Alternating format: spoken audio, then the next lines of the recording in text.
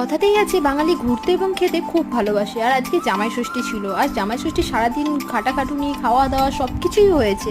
সব কিছুর মধ্যে আমাদের এনার্জি এখনও ডাউন হয়নি, তাই আমরা বেরিয়ে পড়েছিলাম একটু ঘুরতে। আর কোথায় ভাবলাম, অনেক দিন পরে একটা কমার্শিয়াল মুভি রিলিজ হয়েছে, তাই সবাই মিলে পরিবারে চলে গিয়েছিলাম একটু সিনেমা দেখতে। আর আমি আমার মেয়েকে নিয়ে এই ফার্স্ট টাইম সিনেমা দেখতে এসেছি, যদিও আসার কথাই না, কিন্তু সবাই যেহেতু আমাকে একটু ইন্সপায়ার করলো, তাই সবাই এতে একটু চলেই এলাম। আর এই দেখো, ও কিন্তু আমাকে একটু বসতেই দেয়নি শান্তিতে যে একটু সিনেমা দেখবো। তো প্রথমে এসে একটুখানি সিনেমা দেখতে দিয়েছে, এটা আমার সৌভাগ্য ছিল। আর তারপর আমার সাথে যা ঘটলো তা তো আর বলার মতোই না।